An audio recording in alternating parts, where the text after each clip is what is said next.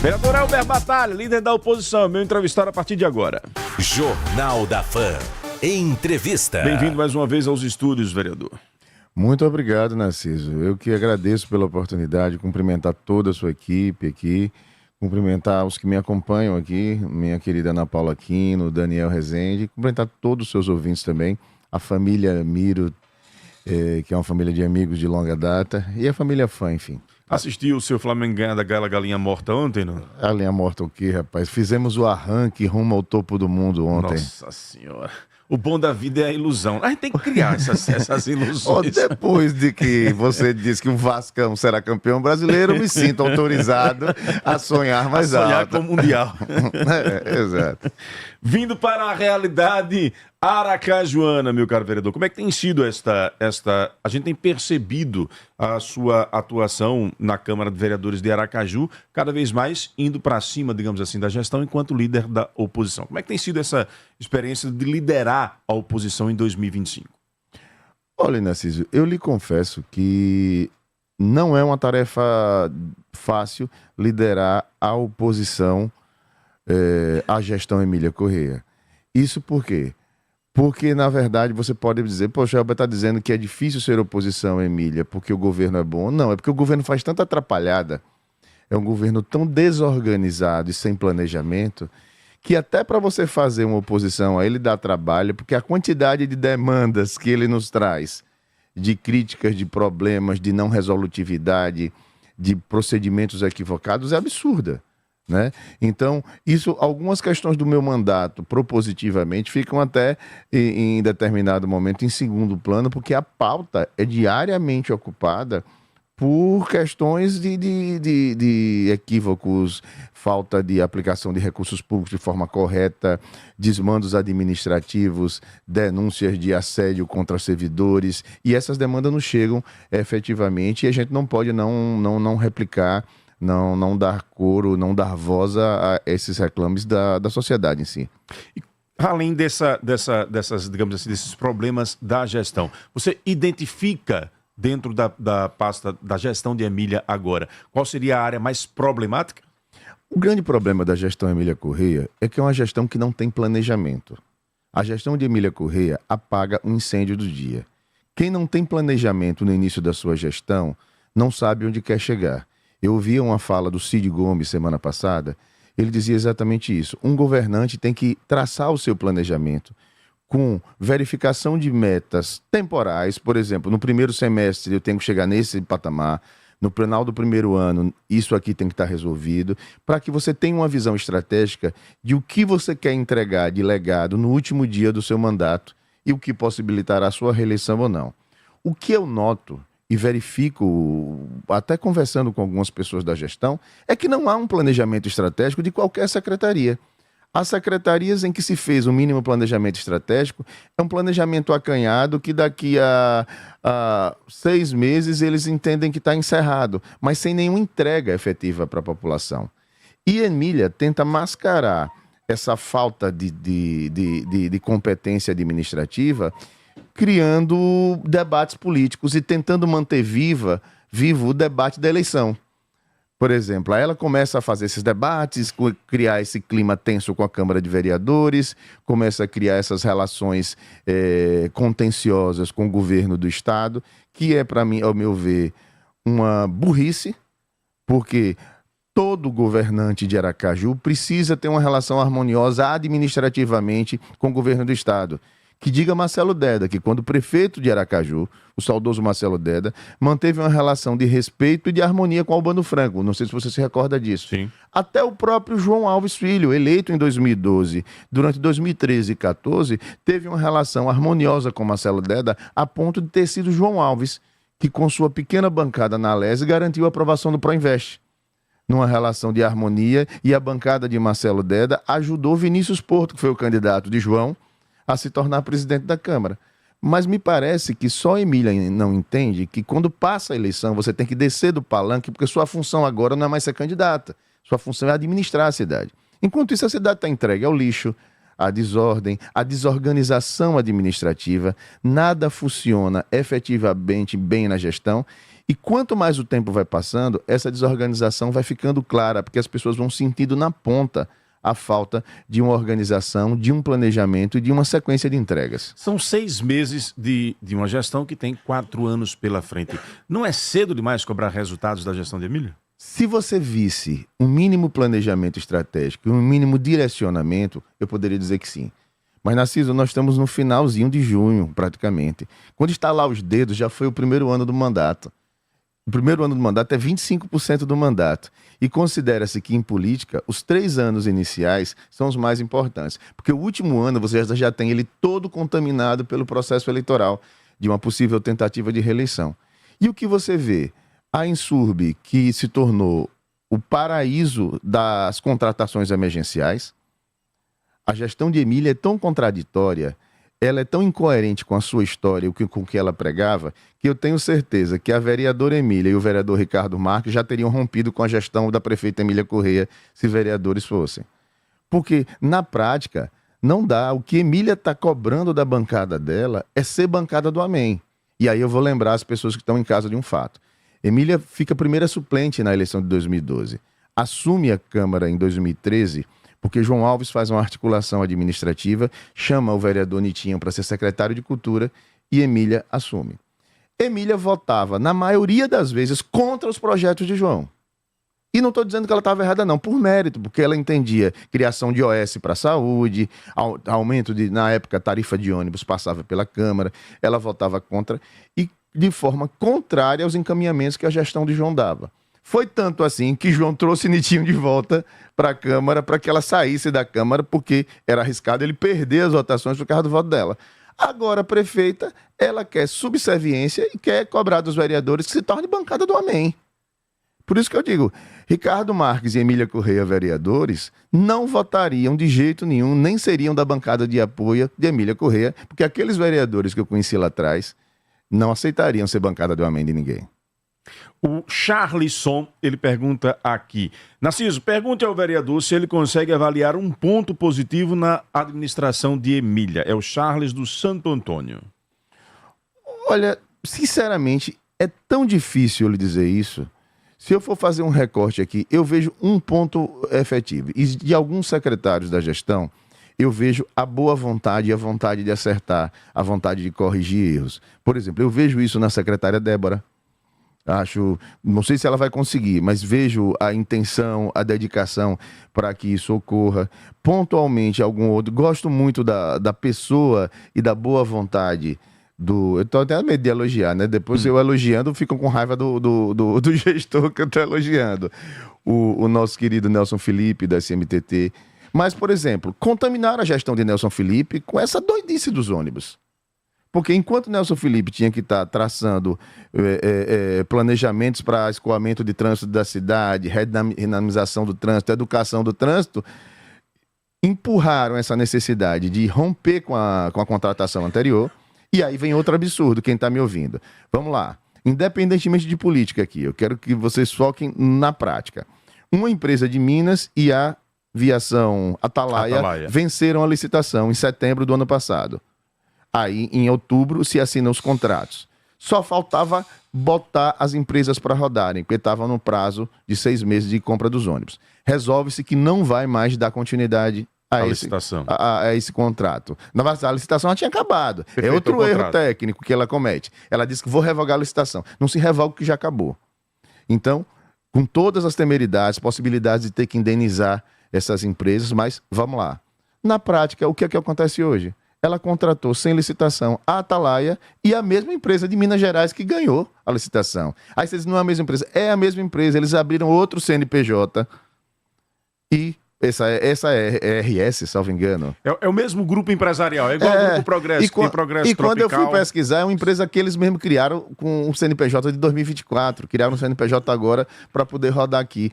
Ou seja, veja que incoerência. Você deixa de ter uma relação organizada, com linhas pré-determinadas, lastreada numa licitação que teve publicidade, transparência, para fazer contratos precários com as mesmas empresas. Na prática, a licitação de outrora está funcionando.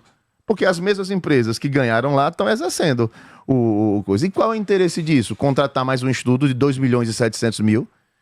Porque a farra é gastar dinheiro.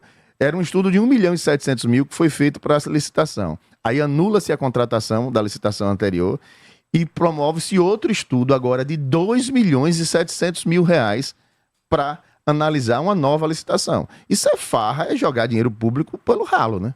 E me diz uma coisa, ainda com relação a essa questão do sistema de transporte aqui da Grande Aracaju. Além da suspensão, ou digamos assim, do contrato, houve o anúncio de uma nova licitação, com um novo estudo. Como é que a Câmara está acompanhando um pouco isso? Na verdade, esses debates a gente tem cobrado muito, mas esses estudos são a fase pré-licitação que não passam pela Câmara, né? A gente tem vários vereadores que têm questionado ferrenhamente isso, se o outro estudo não serve de nada. Por exemplo, seria mais lógico, parece-me que o outro estudo custou 1 milhão e 700 mil. Não era mais lógico mandar essa empresa, cobrar dessa empresa que atualizasse o estudo de acordo com as críticas e as falhas que foram apontadas? Muito provavelmente seria muito mais barato exigir até juridicamente, judicialmente, uma atualização desse estudo do que gastar mais 2 milhões e 700 mil reais num novo estudo e jogar esse estudo no lixo. É mesmo que você pegar 1 milhão e tanto que foi gasto no outro e jogar pelo ralo. E outra coisa, só para finalizar, sim, os absurdos.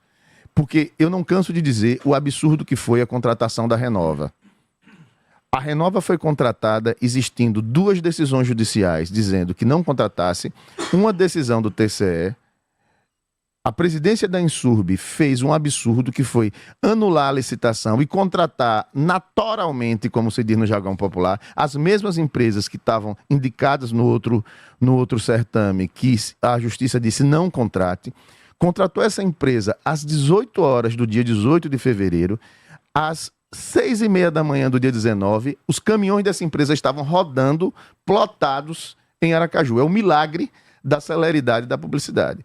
Quando se foi ver, como a gente mesmo denunciava, essa empresa não teve condição nenhuma de fazer o serviço, entregou a cidade ao lixo, às baratas, aos ratos, até escorpiões estão sendo o maior índice de proliferação de escorpiões dos últimos anos, devido a essa manifestação de lixo.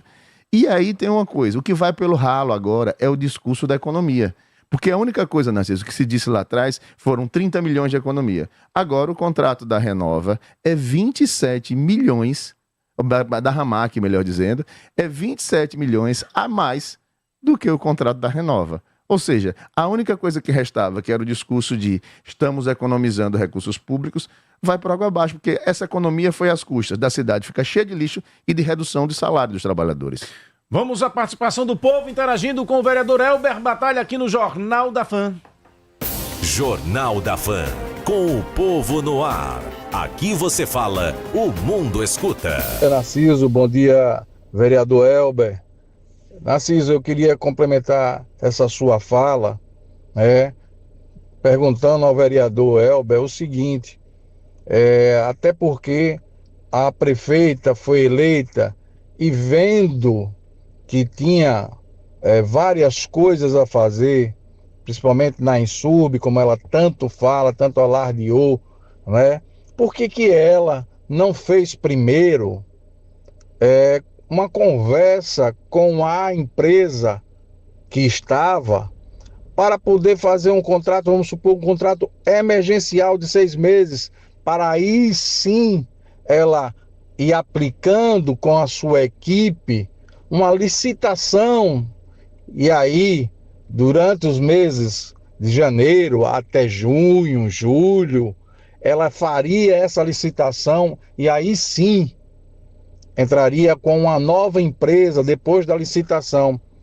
Mas será que não foi uma coisa tão abrupta, que ela, no afã de querer fazer algo, mostrar logo algo, e aí colocou a empresa e todo mundo falando todo santo dia, a imprensa, a mídia toda, a população, aí esse caos que virou as ruas de Aracaju com tanto lixo, tanto mato nas calçadas, e aí ela coloca uma empresa, depois coloca outra. Você não achou isso um erro da prefeita Emília? Muito obrigado.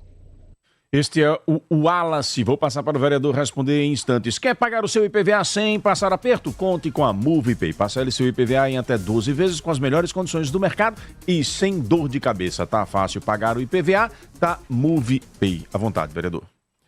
Olha, na verdade, o erro maior da prefeita Emília, e aí nessa discussão recente que se teve agora, discutindo a bancada, que é ligada ao governador Fábio Mitidieri, e algumas pessoas me perguntaram, Elber, por que desde o início você sinalizou sua oposição? Eu disse, por duas coisas. No primeiro almoço lá que o governador Fábio Mitidieri fez logo depois da eleição com todos os vereadores, e quero registrar aqui, ele não exigiu postura de ser oposição ou situação de nenhum de nós, mas eu por duas coisas fui convicto. Primeiro, pela questão ideológica. Emília acenou e é extremamente simpatizante das pautas bolsonaristas, as quais eu repudio. Veja o que eu estou dizendo. Eu não deixo de discutir e de aceitar, dialogar com alguém que é de direita, que é preparado, que pode discutir e com que a gente pode aprender. A gente pode discutir, divergir num ponto aqui e ali, mas em determinado momento a gente respeita e debate. Essa pauta pobre, esvaziada intelectualmente, voltada para o populismo, do discurso de pura retórica.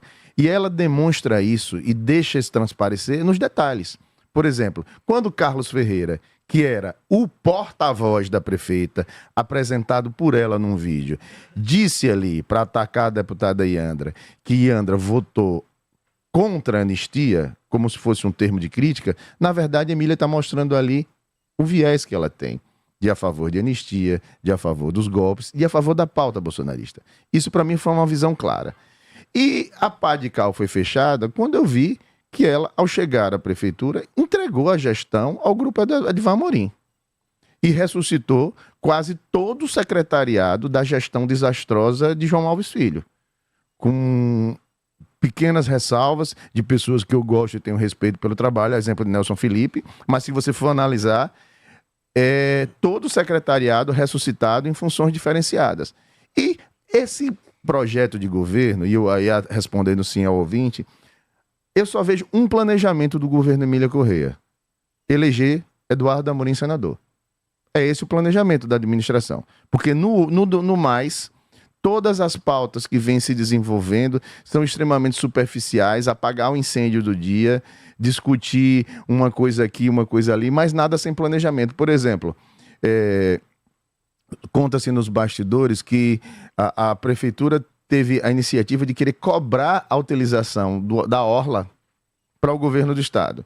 E quando a secretaria do governo do estado disse, tudo bem, prefeita, veja aí quais são as datas que o município quer usar para ver se a gente usa. Não tinha uma data de programação. E esse é o resultado da gestão. A gestão dela não tem planejamento.